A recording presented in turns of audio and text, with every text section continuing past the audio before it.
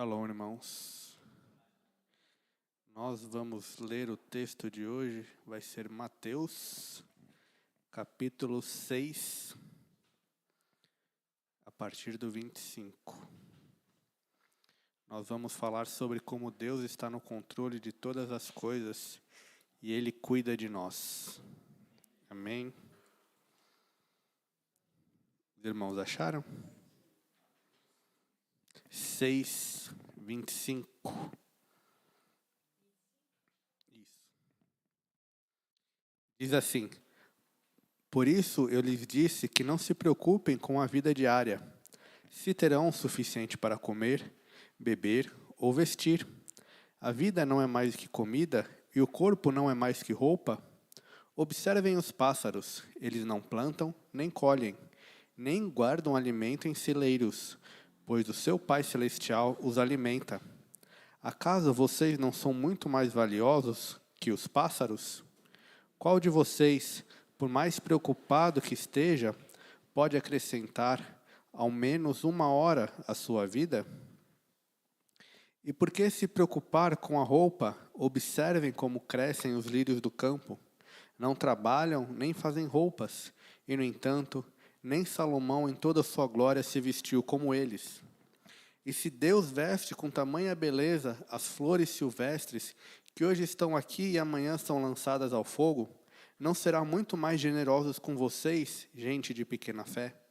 Portanto, não se preocupem dizendo o que vamos comer, o que vamos beber, o que vamos vestir.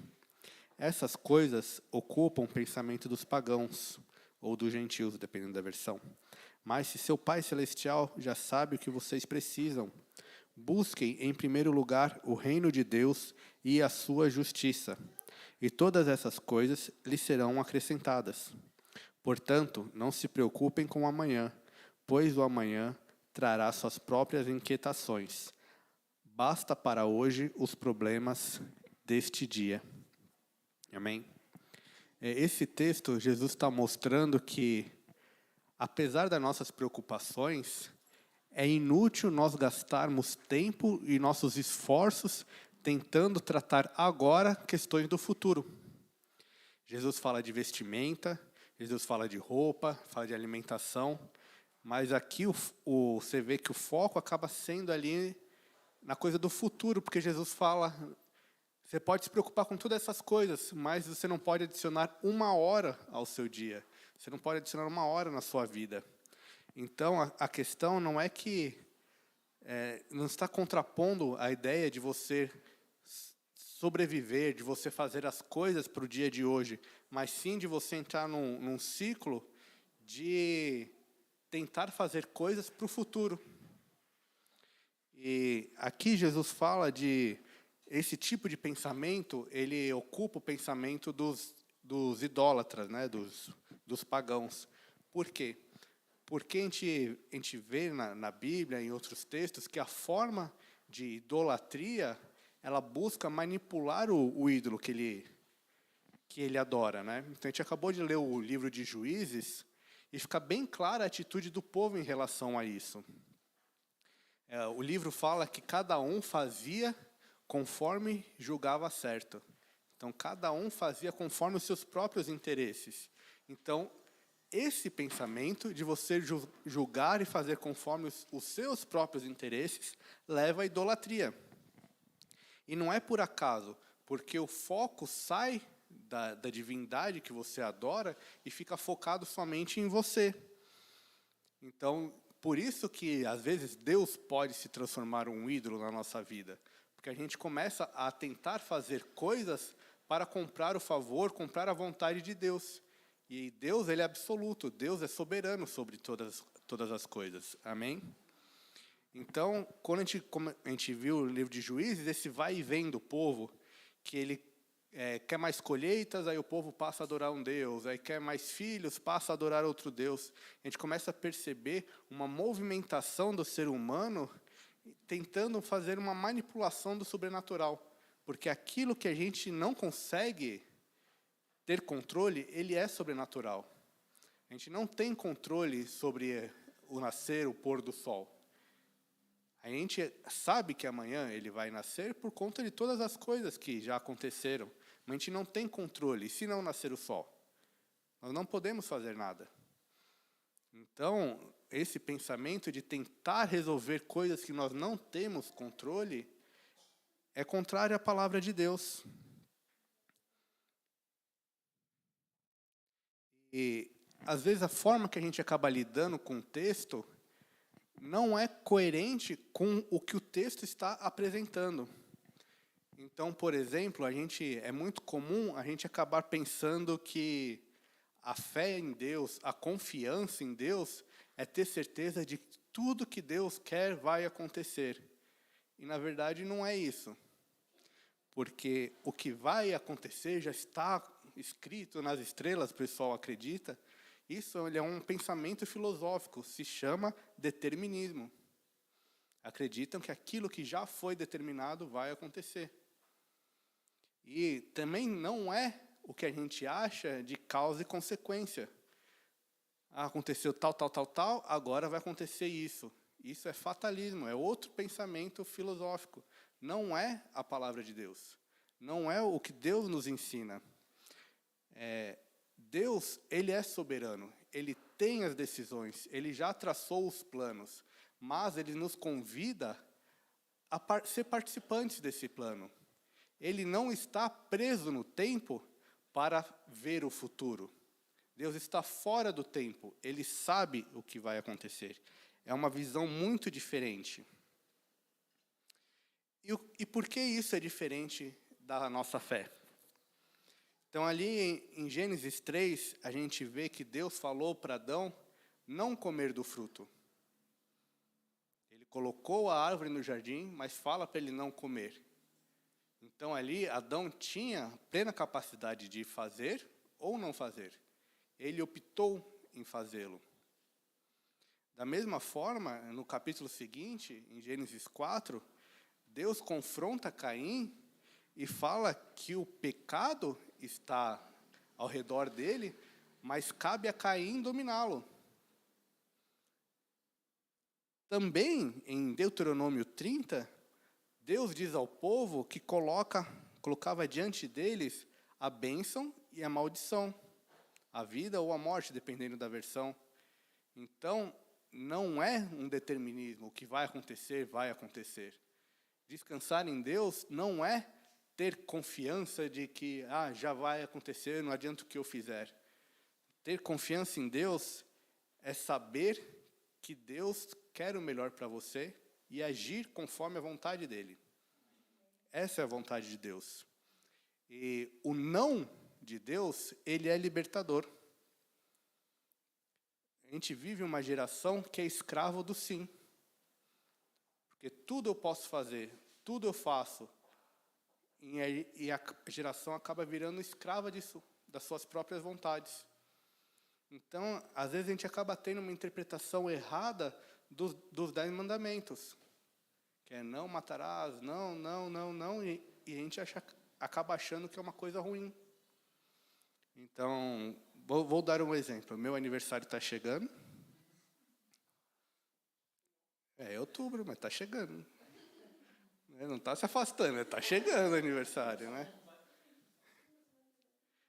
Olha os comentários. Enfim, o que acontece? Eu quero fazer uma analogia com vocês. Se eu falo para o Dani, Dani, ele me pergunta o que eu quero de aniversário. E eu falo para ele, só não quero uma camiseta. O que ele pode me dar? Qualquer outra coisa, menos uma camiseta. Agora, se ele me pergunta e eu falo, eu quero uma camiseta, o que ele pode me dar? Uma camiseta. Então, esses nãos que Deus coloca na palavra é para nos proteger da consequência das atitudes que aquilo vai gerar. Deus, ele coloca uma cerca protegendo que caiamos no precipício. Então, não é um controle absoluto de Deus sobre nossas vidas, querendo que nós façamos as coisas como um tirano. Não, é uma proteção. Deus nos protege das situações com o não dele. Por isso que o não de Deus é libertador. A gente pode fazer uma série de outras coisas. com a confiança de que nós não vamos nos ferir, nós não vamos nos machucar. Amém? Então, será que nós temos agido com fé? Será que nós temos crido realmente no Senhor? E recentemente a gente acabou de ler a história de Jefté. E Jefté foi um juiz em Israel, que ele libertou ali o povo. Mas a gente tem esses dois pontos que nós acabamos de falar. Porque ele foi debaixo da palavra de Deus. A palavra diz que o Espírito estava sobre ele e ele foi contra os amonitas. Mas também diz que ele fez um voto ali impensado. Ele foi e decidiu fazer a consagração da filha. O holocausto da filha, depende da versão. O que isso significa? Era o pensamento de Jefté naquela cultura de poder barganhar com Deus. Mas não era necessário, porque Deus já tinha dado a palavra para ele. Mas ele, de alguma forma ele quis ter controle sobre a situação, ele quis agir, ele quis garantir a vitória. Só que não seria pela vontade de Deus. Ele tentou fazer uma compra com Deus para que ele pudesse, de fato, conseguir aquela vitória. E a gente vê, por exemplo, o livro de Juízes, como eu falei, cada um fazia de acordo com a sua própria vontade. Ele começa com Josué, dando ordens para o povo seguirem ao Senhor. E você vai vendo que a situação vai degringolando. Cada vez vai ficando pior, cada vez vai ficando pior. Porque não tem o não de Deus. As pessoas passam a ignorar a vontade de Deus. O Jefté foi um juiz, mas ele foi um juiz que deu a libertação ao povo, mas ele trouxe guerra civil. Então ele libertou o povo de uma opressão, de um povo estrangeiro, mas causou uma guerra civil. Então, a gente vê que quando a gente vai seguindo a nossa vontade, a gente vai ignorando as vontades de Deus, o direcionamento de Deus, a nossa situação vai degringolando. E essa não é a vontade de Deus. E qual é a vontade de Deus? O exemplo perfeito de fé é Jesus. Na verdade, Jesus é o exemplo perfeito de qualquer coisa. Qualquer coisa que você for falar, tem que falar de Jesus.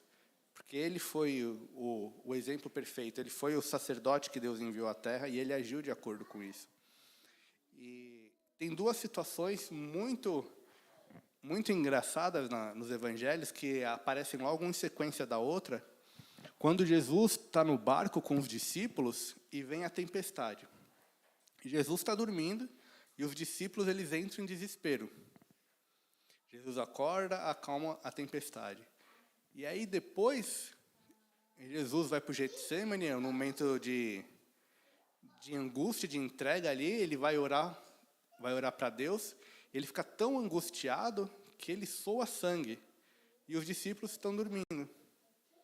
Então é o paralelo oposto. Por que os discípulos estavam com medo no barco? Porque a vida deles estava em risco. Ou eles assim achavam.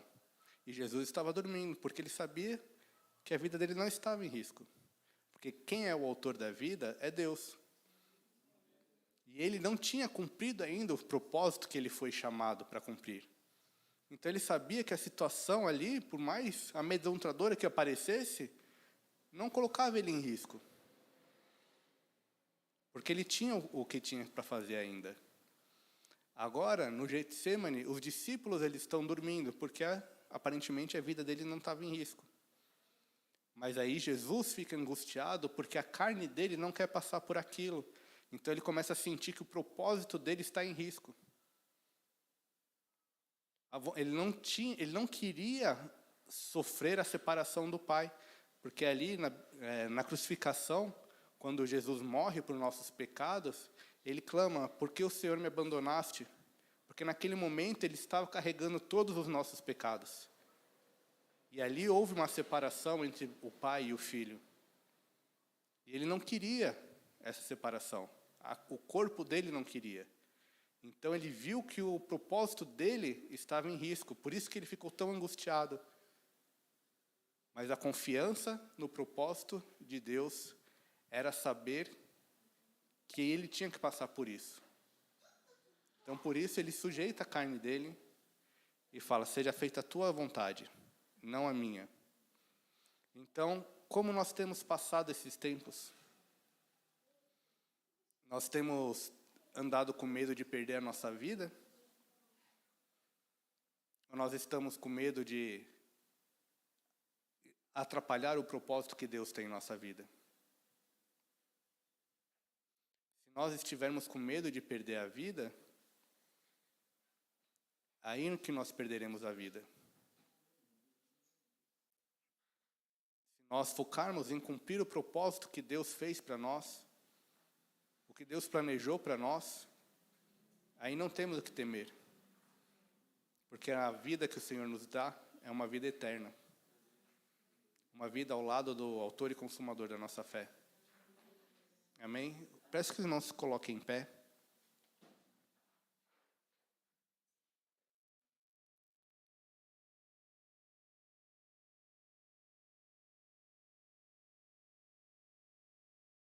Esse é um momento que nós não podemos deixar passar. Todas as vezes nós temos que olhar para o Senhor, nós temos que olhar para a nossa vida e nos converter ao caminho que o Senhor colocou no nosso caminho. Porque é muito fácil nós esquecermos de Deus, nós esquecermos das nossas obrigações para com nossos familiares, de educá-los no caminho do Senhor, de sermos sacerdotes, de sermos nação eleita, povo escolhido. É muito fácil nós deixarmos as tribulações da vida tirar o nosso foco de Jesus. Então, por isso que nós temos que carregar a nossa cruz todos os dias e lembrar para que Deus nos chamou, o que nós devemos fazer. Jesus veio à Terra com um objetivo. Ele veio com o objetivo de nos reconciliar com Deus. Então nós não podemos transformar esse objetivo de Jesus em uma coisa desnecessária. Quando nós esquecemos do que Jesus fez, nós esquecemos da palavra, nós vivemos a nossa vida com medo de perder a vida, a gente transforma o sacrifício de Jesus insignificante para nós. A gente ignora o que Ele fez. Então, todo dia nós temos que voltar os olhos para a palavra, que é uma espada de 2 gumes, mas não é para usar contra os outros, é para usar contra nós mesmos. Onde nós estamos errando? O que nós precisamos mudar? Vamos orar, irmãos.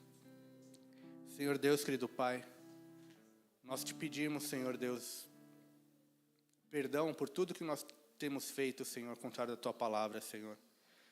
Por todos os pensamentos, atitudes, Senhor, que nós nos colocamos contrários à Tua palavra, Senhor. E nós impedimos o agir do Senhor em nossas vidas. Nós pedimos perdão, Pai, porque em vez de promulgar o Seu Evangelho, muitas vezes nós trazemos vergonha ao Seu nome, porque nós não nos posicionamos, Senhor. E nós queremos reconhecer o sacrifício que o Senhor fez em nossas vidas, que o Senhor morreu em nosso lugar para nos restaurar com Deus. E assim nós queremos agradecer, porque agora nós temos comunhão com o Pai. Porque o Senhor mandou o Espírito Santo para habitar em nosso meio e habitar dentro de nós, para que possamos ouvir a Tua palavra, para que possamos entender a Tua palavra, que nós possamos entender e caminhar em Teus caminhos, Senhor.